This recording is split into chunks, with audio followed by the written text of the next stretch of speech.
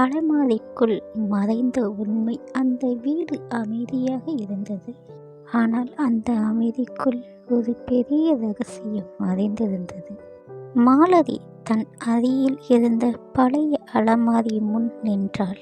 அம்மா இறந்த பின் அப்பா அந்த அலமாரியை திறக்கவே விடவில்லை. அதற்குள் எதுவும் இல்லை என்பார்கள். ஆனால் அவள் கண்களில் எப்பொழுதும் ஒரு பயம் இருந்தது. இன்று அப்பா இல்லை, வீடும் காலியாக இருந்தது. மாலதி மெதுவாக அலமாரியை திறந்தாள். உள்ளே ஒரு பழைய டைரி இருந்தது.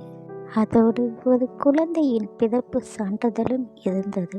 அதில் தாயின் பெயர் அம்மா, தந்தையின் பெயர் காலியாக இருந்தது. மாலதியின் மனதில் துடித்தது. டைரியை திறந்தால் இந்த குழந்தை என் தவறாக பிறந்தது.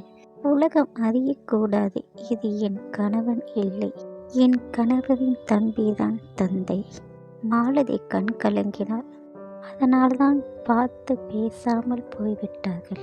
அதனால்தான் அப்பா அவனை தொலைவில் வைத்தார்கள். அதனால்தான் அம்மாவும் எப்பொழுதும் அமைதியாக அழுதார்கள். அந்த நொடி மாலதி புரிந்து கொண்டாள். ஆனால் அந்த ரகசியம் அவள் வாழ்க்கையை சிதைந்தது.